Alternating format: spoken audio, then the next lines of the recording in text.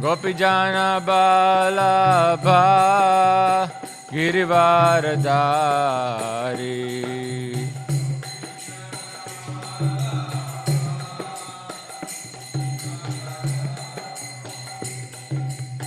Gopijana Balabha Girivaradari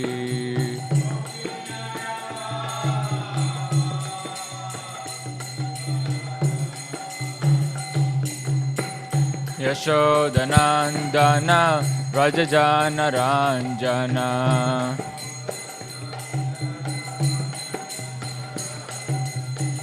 Yashodanandana Rajajana Ranjana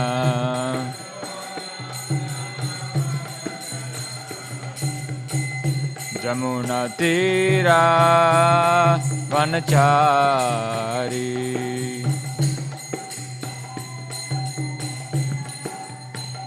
Jamuna Tira Vanachari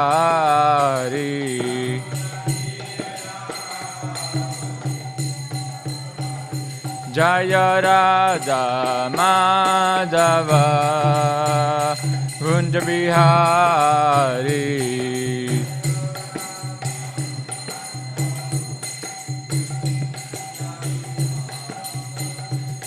Jaya Radha Madhava Kunja Bihari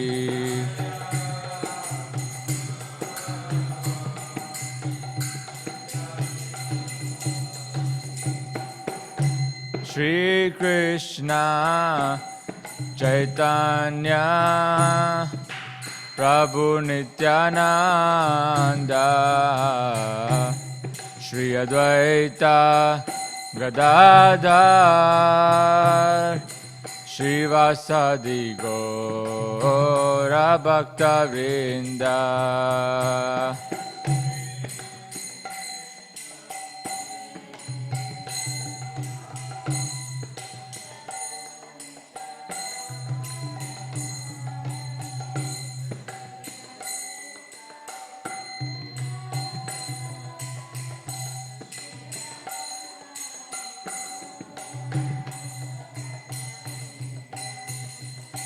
Jaya Shri Krishna Chaitanya Prabhu Nityananda Shri Advaita Gadadhar Shri Vasadi Gaura Bhaktivedanta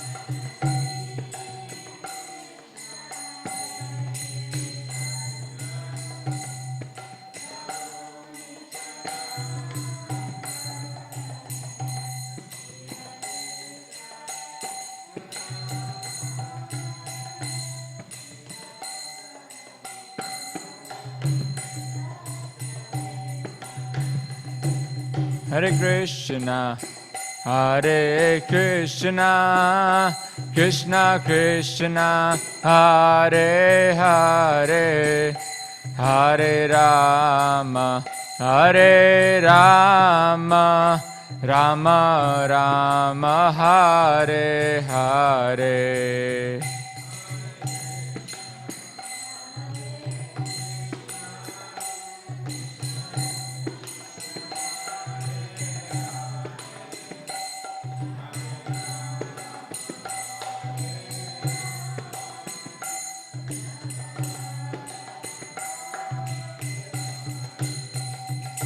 Hare Krishna, Hare Krishna, Krishna Krishna, Hare Hare, Hare Rama, Hare Rama, Rama Rama, Hare Hare.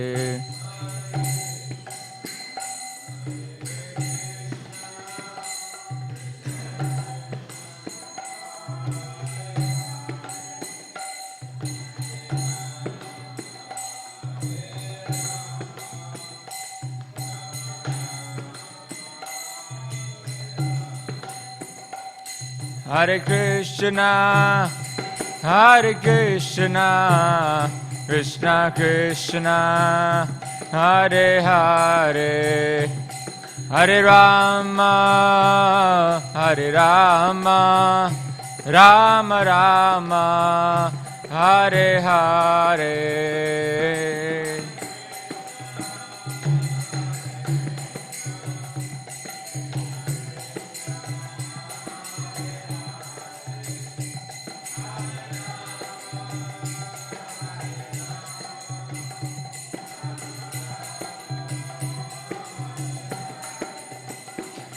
Hare Krishna, Hare Krishna, Krishna Krishna, Hare Hare, Hare Rama, Hare Rama, Rama Rama, Hare Hare.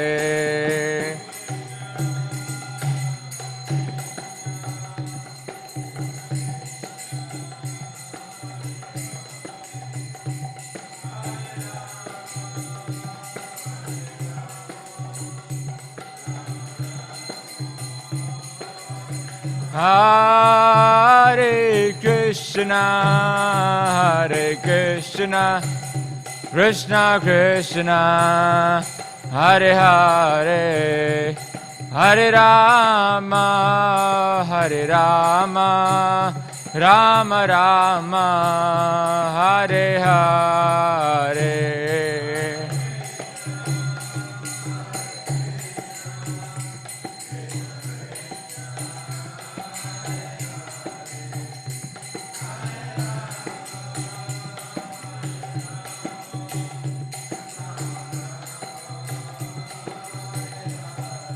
Jaya Jai Prabhupada, Prabhupada, Prabhupada, Jai Prabhupada.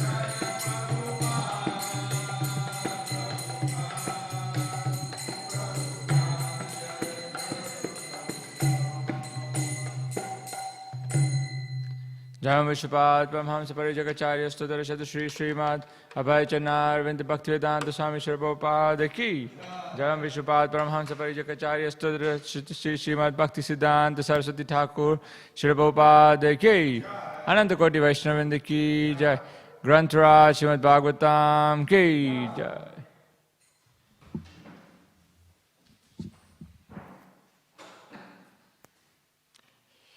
Can I get Bhagavatam?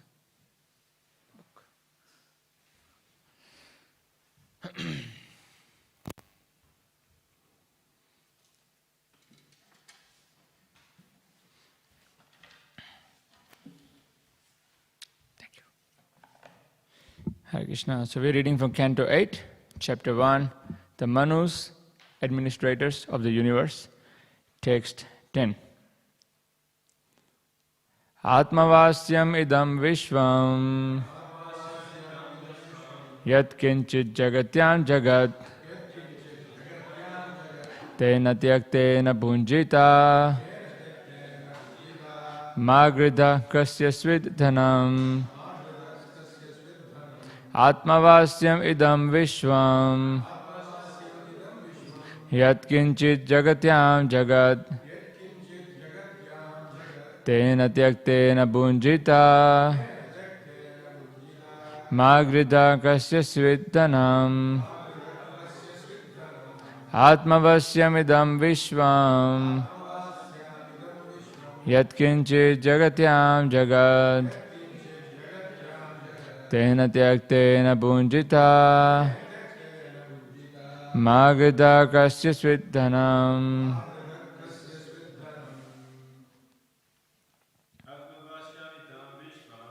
Atmavasyam idam vishvam yat kinchit jagatyam jagat tena tyaktena bhunjita magridha kasya svidhanam. Atmavasyam idam vishvam yat kinchit jagatyam jagat tena tyaktena bhunjita Magrida Kasyasvidhanam Atmavasyam idam vishvam Yat Kinchit Jagatyam Jagat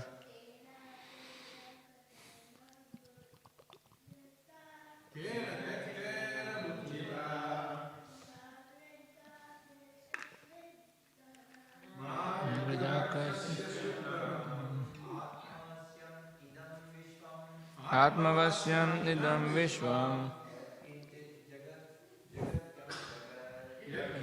Jagatyam Jagat Tena taktena punjita Magrada kasya svidhanam. Matajis.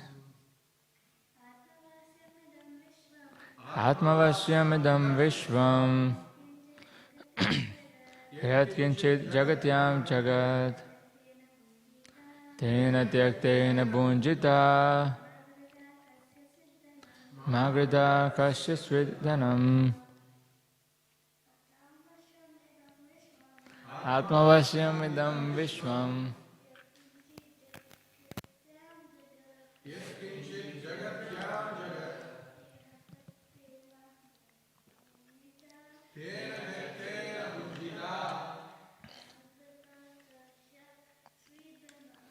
Magrada kasya svidhanam. The word-to-word translation. Atma, the super soul. Avasyam, living everywhere. Idam, this universe. Vishwam, all universes. All places. Yat, whatever. Kinchit, everything that exists. Jagatyam, in this world. Everywhere. Jagat, everything, animate and inanimate. Tena, by him. Tyaktena, allotted. Punjita, you may enjoy. Ma, do not. Gridha, accept. Kasyasvit, of anyone else. Dhanam, the property. Translation. Within this universe, the Supreme Personality of Godhead in His Super Soul feature is present everywhere, wherever there are animate or inanimate beings. Therefore, one should accept only that which is allotted to him. One should not desire to infringe upon the property of others. So, it's a long purport, and what we're going to do is we're going to break it down and we're going to discuss the purport as we go. So,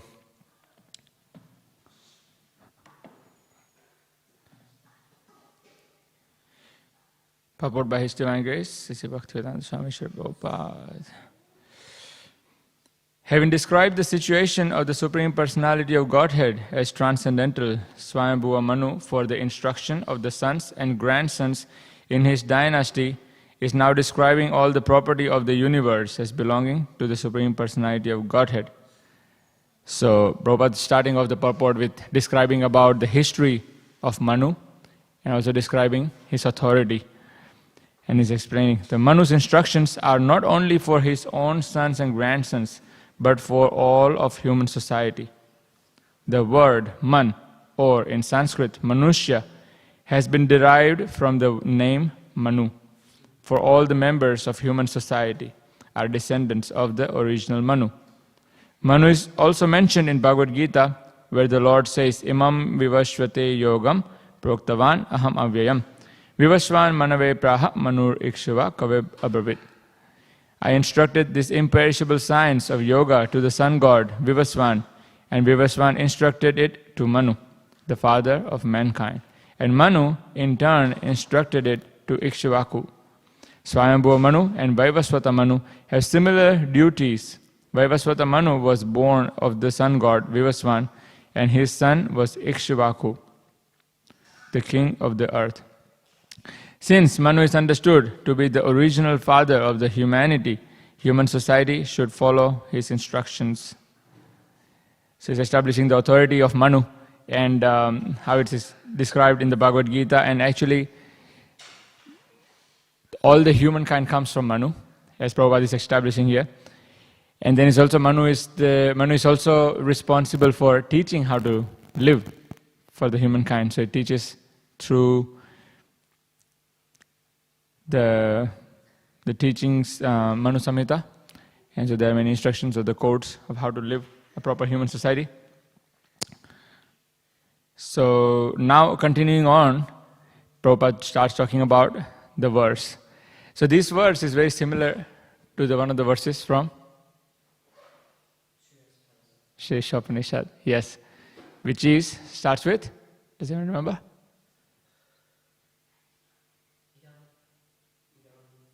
Isavasyam idam sarvam. So it's isavasya idam sarvam, and actually the rest of the three lines are almost 100% similar. Isavasya idam sarvam yat kinchit jagatyam jagat tena taktena punjita agrita kasyasvit dhanam. So here the first line, which is slightly different, actually has the same meaning. So isavasyam idam sarvam, and here it says atmavasyam idam vishvam. Atmavasyam idam vishwam is referring, Atmavasyam idam is referring to the super soul who is living everywhere, who is spread everywhere within the universe. So now Prabhupada going to start talking about it in the next paragraph, and how the super soul feature is present everywhere. So Swami Manu instructs that whatever exists not only in the spiritual world but even within the material world is the property of the Supreme Personality of Godhead, who is present everywhere as the super consciousness, as confirmed in Bhagavad Gita 13.3. Kshetragyam chapimam vidhi sarvakshetreshu bharata. In every field, in other words, in every body, the Supreme Lord is existing as the super soul. The individual soul is given a body in which to live and act according to the instructions of the Supreme Person. And therefore, the Supreme Person also exists within everybody. We should not think that we are independent. Rather, we should understand that we are allotted a certain portion of the total property of the Supreme Personality of Godhead. So there are two kinds of energies that Bhagavad Gita speaks about in the 7th chapter. The Para and the Apara Prakriti. So Para Prakriti is inferior or superior? Superior, exactly. And Apara Prakriti, inferior, yeah. So Apara Prakriti, other way around. Para Prakriti is inferior, actually. Para is inferior and Apara. Oh, no, sorry. You're right. Apara is inferior, that's right, yes. So the Para Prakriti is in the 7th chapter. It explains all what constitutes the inferior energy. Does anyone remember the verse? Pumir Farnaloy Kamana Budhya Vacha Ankaritiyame Pinna Prakriti Ashtada. So the 8 elements it's talking about: earth, water, fire, air, ether, mind, intelligence, and false ego. So these 8 constitute the inferior energy or the Apara Prakriti, that's right. And then the next verse speaks about the superior energy, the Para Prakriti. And does anyone know that verse? Aparayam istastamanayam prakritim vidimya param jiva bhutam mahabaho yayadam dhari chichaga. So he's talking about how Krishna is speaking about his energies, and primarily it can be divided into 2. The material or the inferior energy, and the spiritual, the superior energy. And Krishna is talking about how the Apara Prakriti is superior energy. Why is it considered superior? Why are the living entities considered superior? Yes, spot on. So, the superior energy because living entities can control matter, isn't it?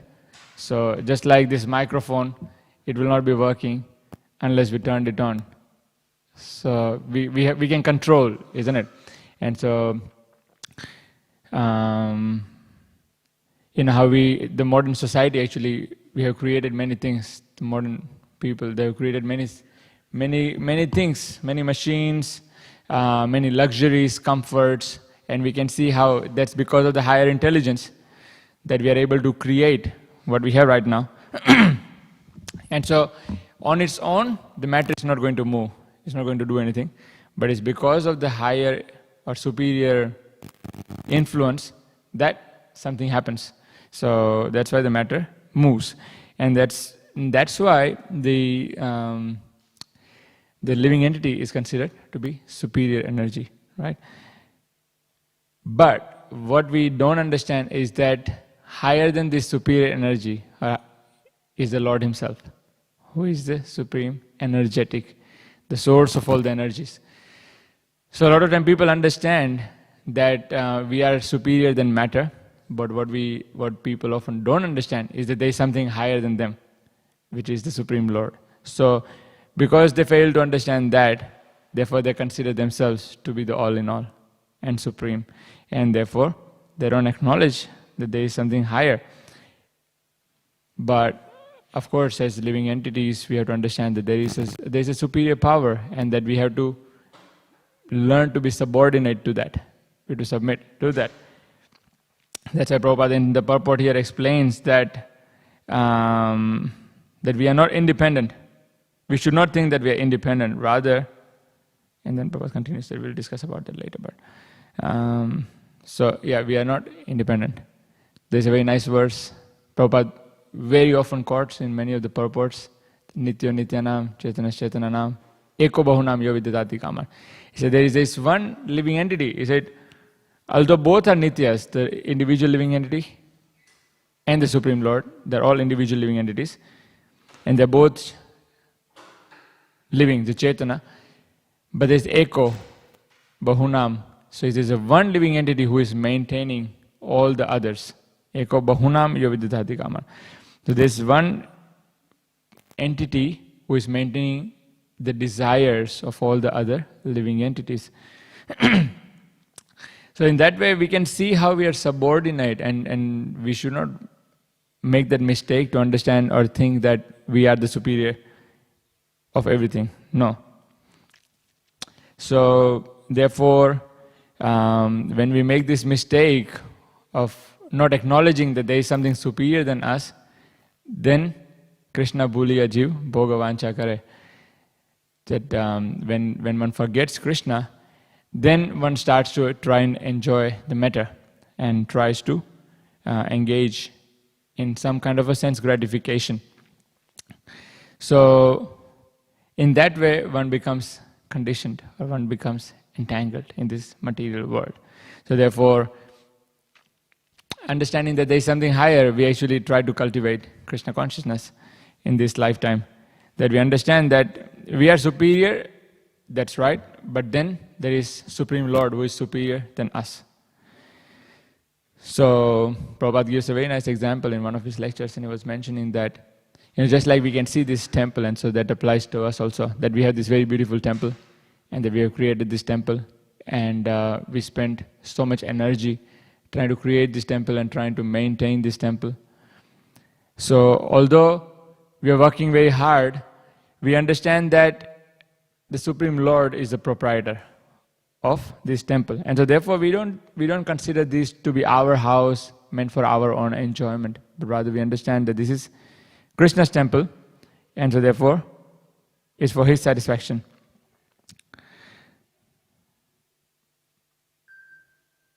So externally, although both seem to be doing the same thing, looking after the house very carefully, cleaning it very carefully, regularly, making sure that the paint is all good, the lights are all working, and we want to make sure that everything is just perfect, but the purpose is completely different. Although it's exactly the same thing that's done by the materialists, they also look after the house very nicely, and they also maintain everything that they have very nicely. And and the devotees also. But the purpose is different. We are doing it for Krishna, and they are doing it for their own sense gratification. So now continuing on to the purport, Prabhupada is going to start talking about the isavasya principle.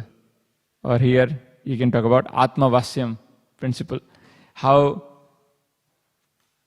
the isavasya principle, does anyone know what that means? Isavasyam, from the Isha Upanishad. Isavasya means everything belongs to the Lord. Everything, Lord is the proprietor of everything. And so therefore, everything is meant for His enjoyment, His service. So Prabhupada continues in the purport.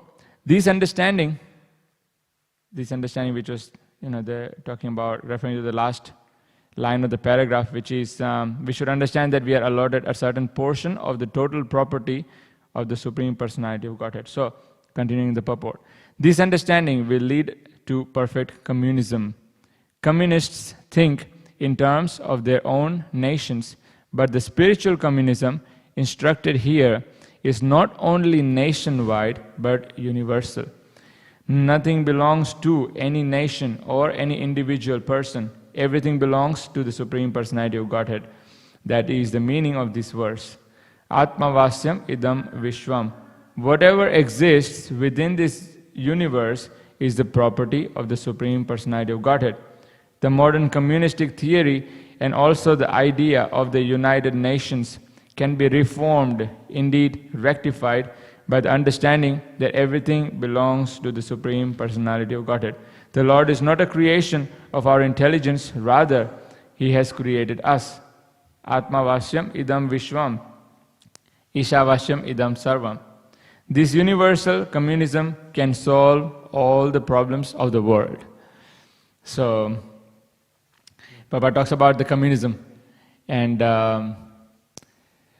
for those who sort of understand the political, different kinds of politics, understand the communism is the way of governance where everything belongs to the state. So it's communally owned and owned by the state and equally distributed to all the citizens within the society.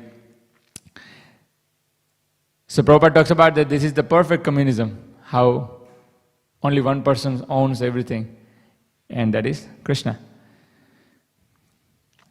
So one time actually there's a nice pastime I remember hearing in the memories of Srila Prabhupada. One time Prabhupada had a big pandal program, and thousands of people had come, and it was a big program.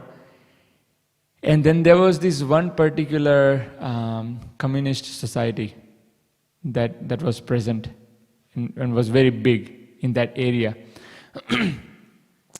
And so they started creating chaos. So they had already warned devotees, like, if you do anything and it's spiritual here, this is our state, this is our place. You try to do anything spiritual here, we'll make a chaos in your event. And devotees did it anyway, and then these people came and they started making all this ruckus and started creating the chaos in society, in the pandal program. And at one point, devotees started getting disturbed, and it was just becoming a bit too much. And there was a question mark, like, can they even continue the pandal program because it was going out of hand? And devotees really tried to subdue it different ways, but nothing was really working. And so then they finally told Prabhupada, there are these certain communists, and they're really against what we do, and against any religions really, not just us, any religions or any preaching or any outreach work, they will not let us do it, and they will stop us. And so they're already making a mistake, and they're actually threatening that, he said, once your leader come out, we'll kill him.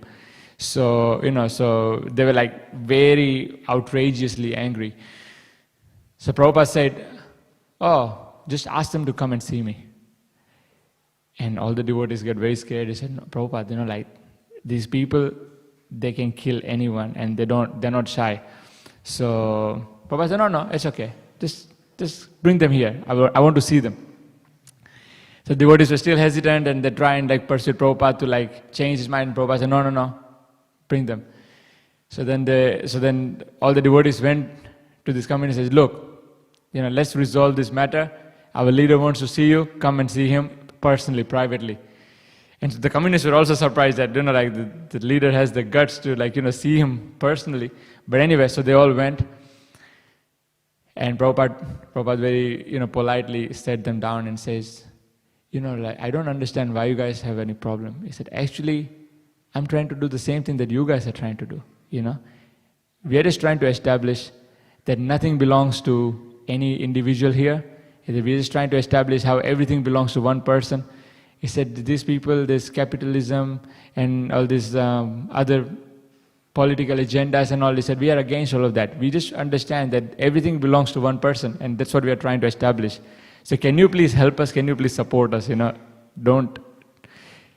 And so the devotees who were there with these people, with Prabhupada and communists and everything, and they saw, like, all of a sudden their face changed, and they actually became very happy. He said, yeah, that's good. You people are doing good work. And they actually left very happily. He said, yeah, no, you keep doing what you're doing. He said, this is very nice. And they actually left, and all the devotees were very impressed, that Prabhupada could do that. But actually that's true. And here Prabhupada is establishing how this is the perfect communism, that we understand that everything actually belongs to this one Supreme Person.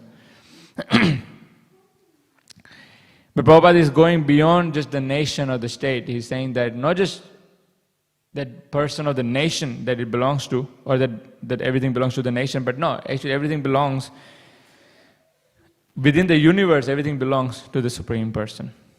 So, this is Atmavasyam idam Vishwam. Whatever exists within this universe is a property of the Supreme. And so, there's also, Prabhupada talks about the idea of the United Nations. And there was one time when I think some very senior person from the United Nations, and he came, and the devotees actually brought him to meet Prabhupada. And Prabhupada told, Prabhupada was very upfront to this person, and he told him that, he said, where is the United Nations? He said, before the United Nations was formed, there were less number of countries. He said, now after United Nations, there are more number of countries, and there are more fights and wars among the countries. He said, where is the United Nations? Where is the union of the nations? There is none. He said, what you people are doing is actually, you're trying your best, but things are only getting worse, despite all your efforts. So, Prabhupada very logically proved that basically everything that you're doing is not really helping.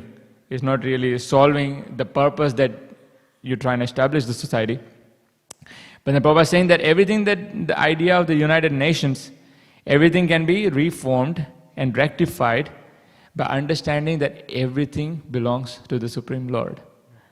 So by understanding this principle of isavasya, that everything belongs to the Supreme Lord, actually all the problems can be solved, as Prabhupada is saying here. He says this universal communism can solve all the problems of the world. So this is very, very special and very important. So there's a very nice quote that I wrote it down a long time ago from somewhere in the Bhagavatam. I didn't get a chance to find the exact reference, but someone has the time can find out.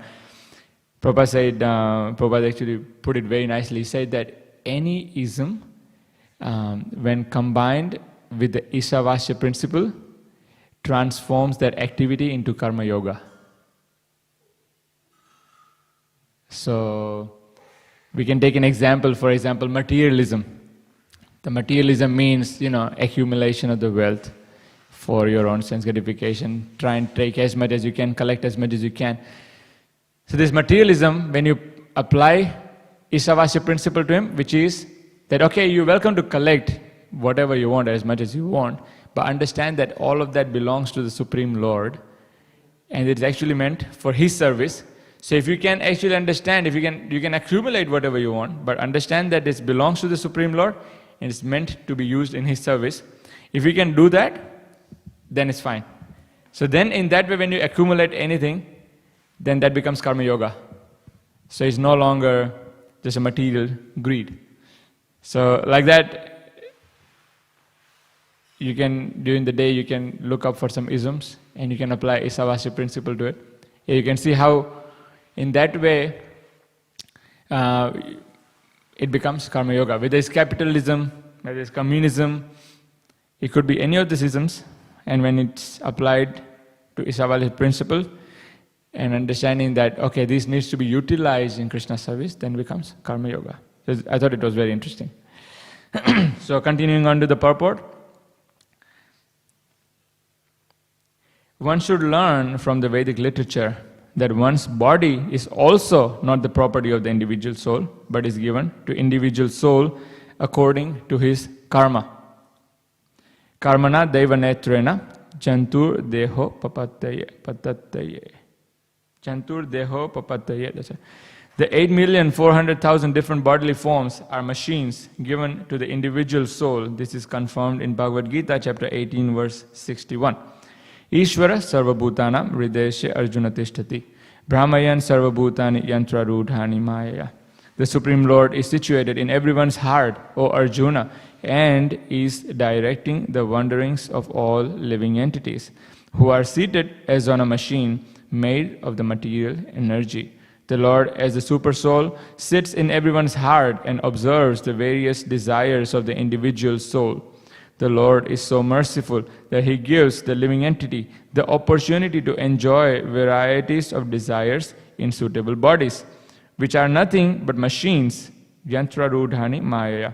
These machines are manufactured by the material ingredients of the external energy, and thus the living entity enjoys or suffers according to his desires.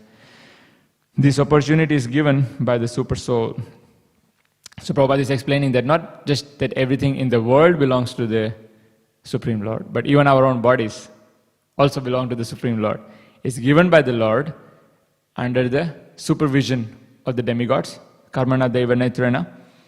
There are these different demigods, and they're providing for the body, they're providing us the body, and they're allowing different functions of the body, but it's actually all supervised by the Supreme Lord.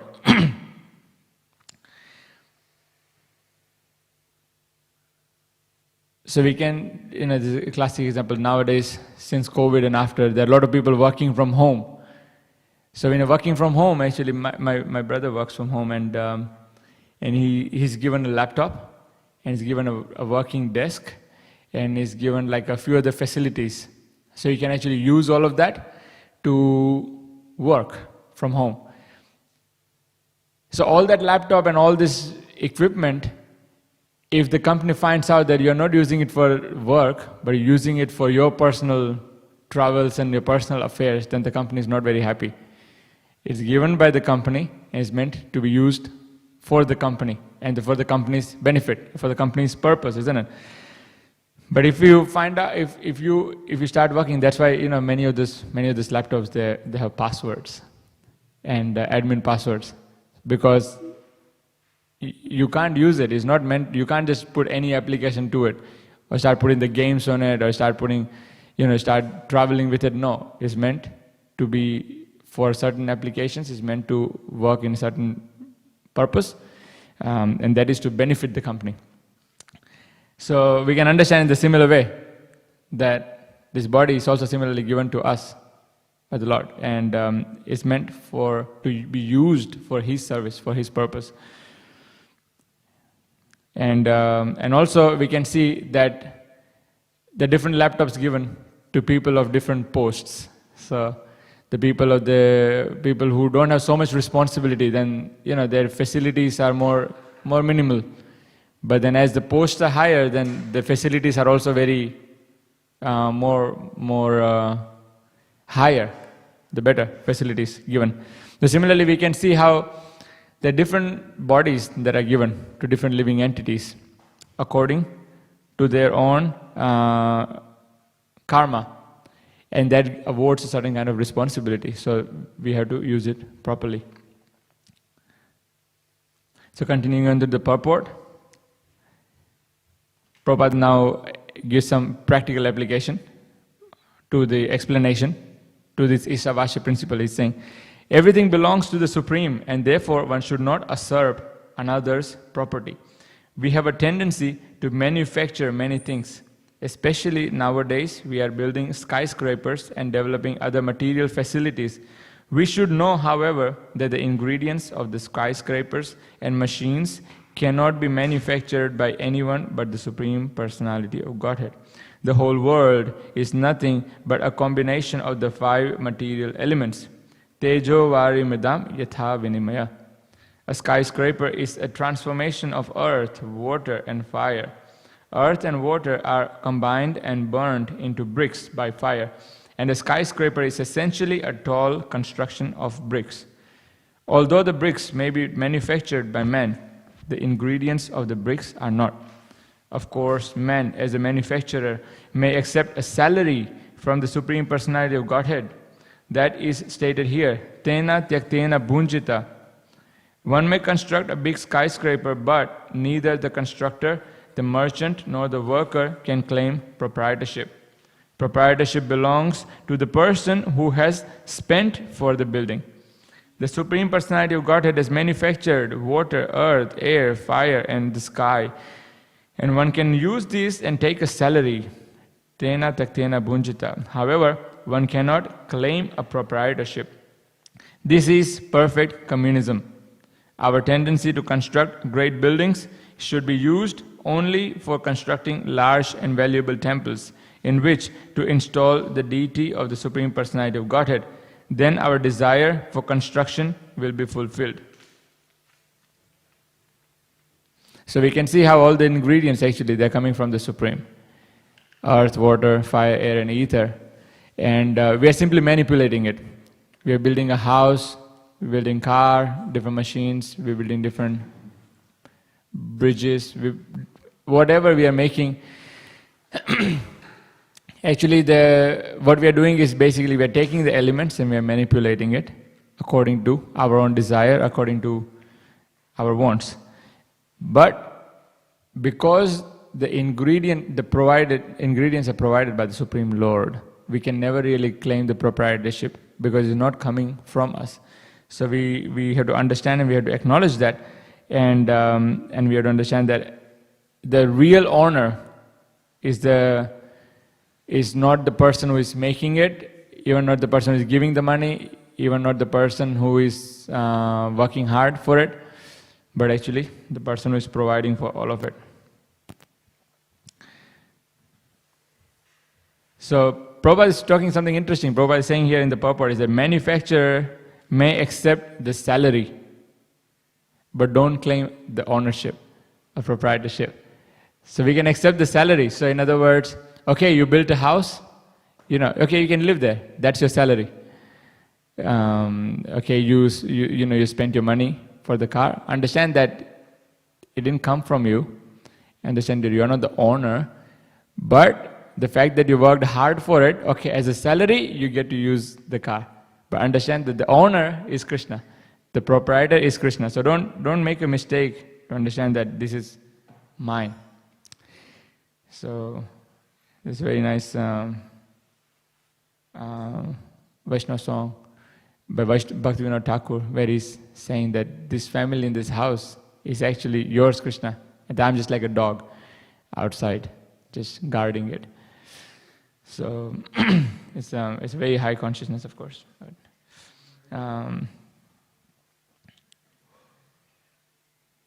So we're continuing on to the purport here. So Prabhupada is getting more and more practical now. That how this isavasya principle, how we're going to apply that into our life now. So since all property belongs to the Supreme Personality of Godhead, everything should be offered to the Lord. And we should take only prasad. Tena tyaktena bhunjita. We should not fight among ourselves to take more than we need. As Narada said to Maharaj Yudhishthir, Yavat briyeta jataram, tavat svatvam hi dehinam, adhikam yo abhimanyeta, so steno dandam arhati. One may claim proprietorship to as much wealth as required to maintain body and soul together. But one who desires proprietorship over more than that must be considered a thief, and he deserves to be punished by the laws of nature. It's Bhagavatam, Canto 7, Chapter 14, Verse 8. Of course, we need to be maintained in eating, sleeping, mating, and defending Ahara Nidra, Bhaya Maithuna. But since the Supreme Lord, the personality of Godhead, has provided these necessities of life for the birds and beasts, why not for mankind? There is no need for economic development. Everything is provided. Therefore, one should understand that everything belongs to Krishna. And with this idea, one may take prasad. However, if one interferes with the allotment of others, he is a thief. We should not accept more than what we actually need. Therefore, if by chance we get an abundance of money, we should always consider that it belongs to the Supreme Personality of Godhead. In Krishna consciousness, we are getting sufficient money, but we should never think that the money belongs to us. It belongs to the Supreme Personality of Godhead, and should be equally distributed to the workers, the devotees. No devotee should claim that any money or property belongs to him. If one thinks that any portion of property of this huge universe belongs to anyone, he is considered a thief and is punishable by the laws of nature. Devi Hesha Gunamai Mamamaya Duratyaya. No one can surpass the vigilance of material nature or hide his intentions from material nature. If human society unlawfully claims that the property of the universe, either partially or wholly, belongs to mankind, all of human society will be cursed as a society of thieves and will be punished by the laws of nature.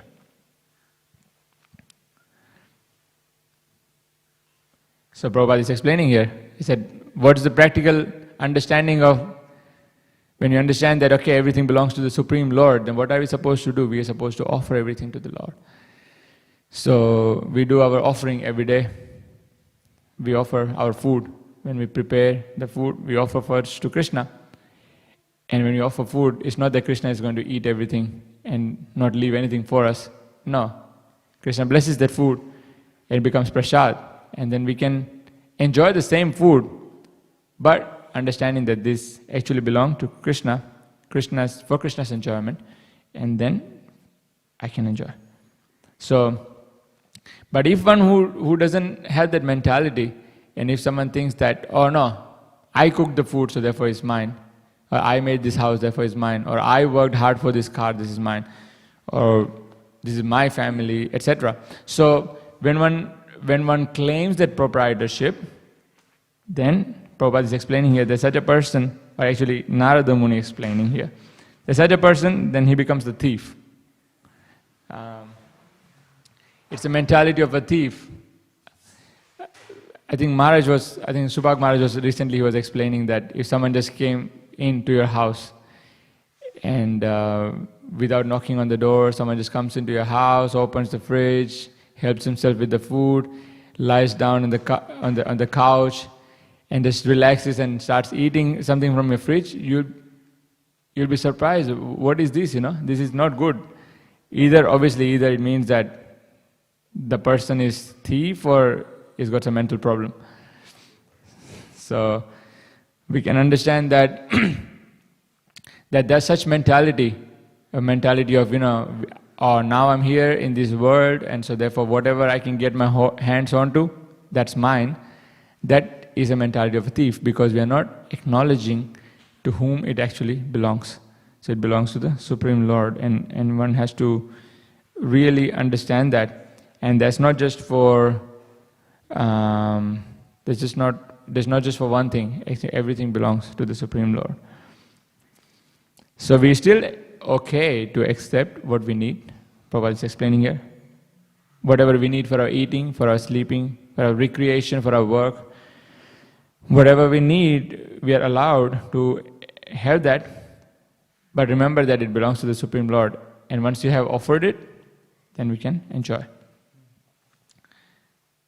In the purport here, Prabhupada said something very nice.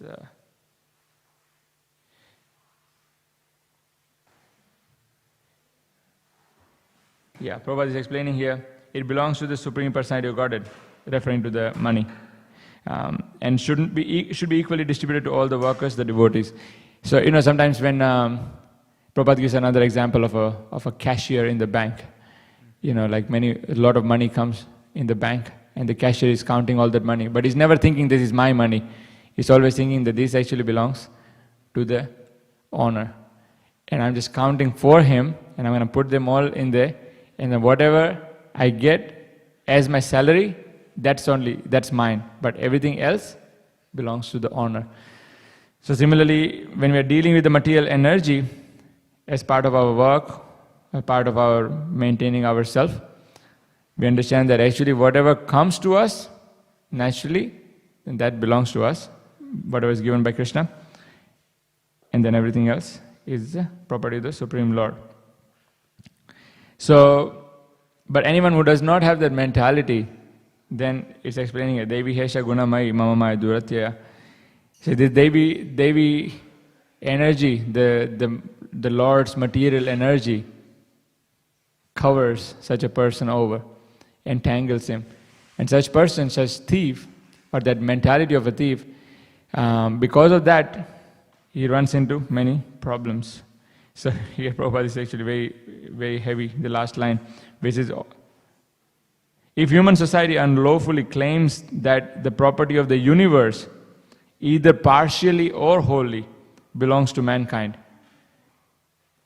all of human society will be cursed as a society of thieves and will be punished by the laws of nature. So when you have a society that's society of thieves, there can never be peace. Prabhupada gives that example of one time there were 4 thieves, and they stole a big amount of money. And then they came together, they came home, and they said, okay, let's divide it honestly. So he said, but divide honestly, but then, they were thinking within themselves, like, why to divide with 4 people, Like we should divide it in 2 people, So what they made a plan. They said, okay, what we will do is, 2 of you go out and you prepare, you cook something for us because we are hungry, we'll do the division after that. Let's eat something first. And meanwhile, we'll just go out and we have got a couple of things, so we'll finish that also and we'll come. Like that. So okay, fine.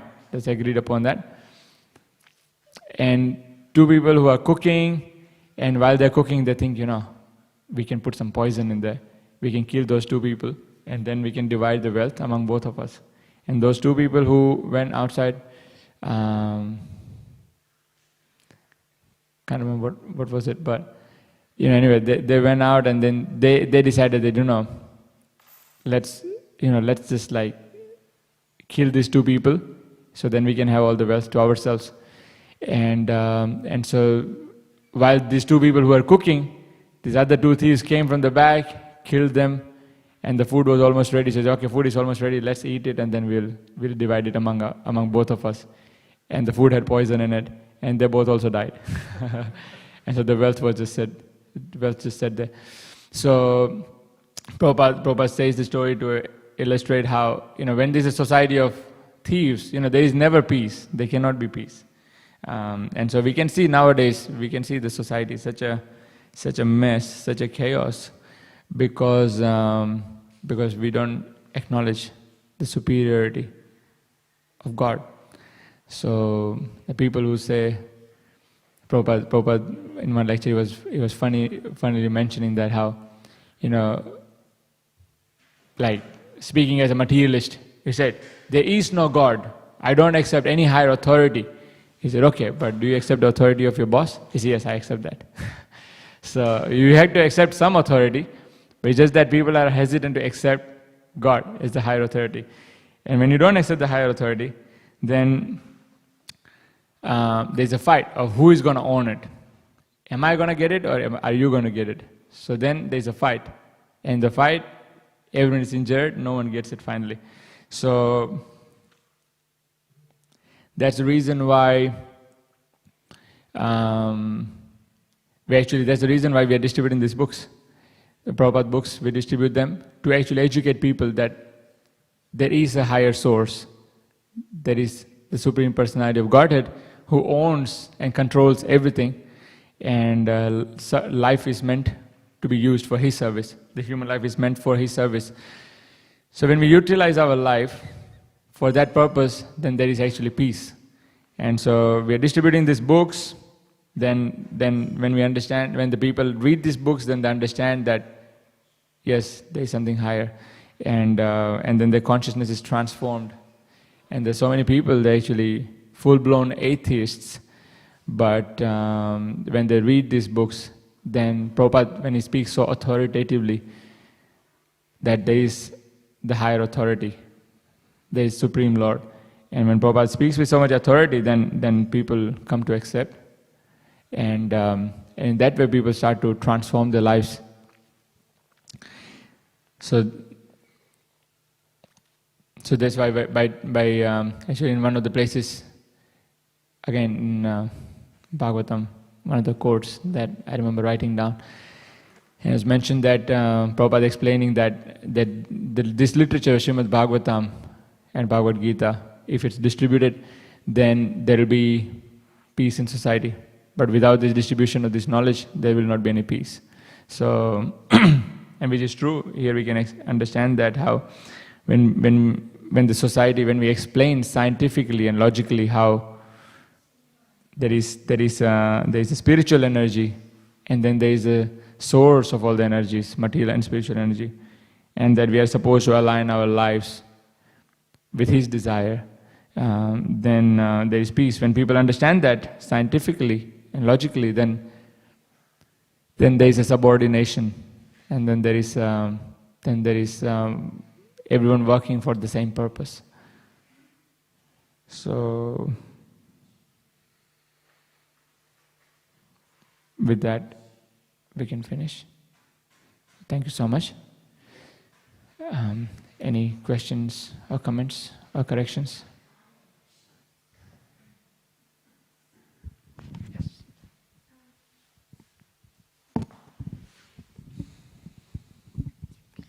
Hare Krishna, Prabhu. Thank you for the nice class.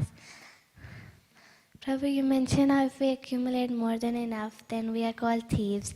So Prabhu, as Grihasthas, we always have to accumulate more for like family and emergencies. So does that mean we're thieves? Okay, there's two factors. This is the question that always comes up when we discuss this topic. So there's 2 points to consider. One is there is an over endeavor. So of course, when we all have to work, and we're not going to be just sitting here like a Python man and hope that everything comes to us. So we're actually going to work, and we're going to try and accumulate wealth and do whatever is required. So there's nothing wrong in that. As Prabhupada also explains in the purport here, that whatever is required for eating, sleeping, mating, defending, we have to work for it. And we have to accumulate for now and for the future. So we know the example of Rupa Goswami, you know, how he divided his wealth for his own necessities, for the family, for the emergencies, and for giving the Vaishnavas. So in that way, we similarly accumulate wealth. So for considering, keeping in mind our future also. Of course, we never know like how much is going to be enough for the future. So you can never accumulate enough for the future. But we do what is practical, and we have some excess that we can utilize for the future, and we can do some work for it. But obviously, we don't want to over endeavor so much so that our our health is compromised or our Krishna consciousness is compromised. So that is very important. And secondly, we don't take any sinful means for accumulating the wealth, just to make some adjustment to the principles. No, so our principles we have to maintain, and then within that, if we are able to maintain our Krishna consciousness, we will maintain our family, our health, and the regulative principles, then we can accumulate, and then it's fine. Is it okay? Thank you.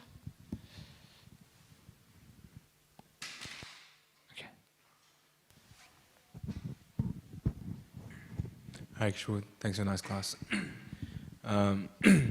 We see in Bhagavad Gita that Krishna says that, to Arjuna, that he's the ability in man, and also from him comes remembrance, knowledge, and forgetfulness. So if even on a subtle level that, within us, the intelligence, the mind, everything belongs to Krishna, how come he gives us so much freedom to kind of forget that aspect? How come he makes us perform activities that is actually far from actually, serving him or, or having, giving as an offering to him? So how does that work? Because living entity is a marginal energy, so we always have the choice of material energy or superior energy, and which one we want to subordinate ourselves to. So that's a freedom that's inherent in all of us, and Krishna is not going to push us towards anywhere, but he gives us sufficient education or knowledge so we know what are the consequences, whichever side we lean ourselves. But of course, the freedom is inherent for all of us, and Krishna is not going to take that away from us. Anything to add? No. Okay. Thank you very much. Śrīmad Bhāgavatam ki jai, Śrīla Prabhupada ki jai.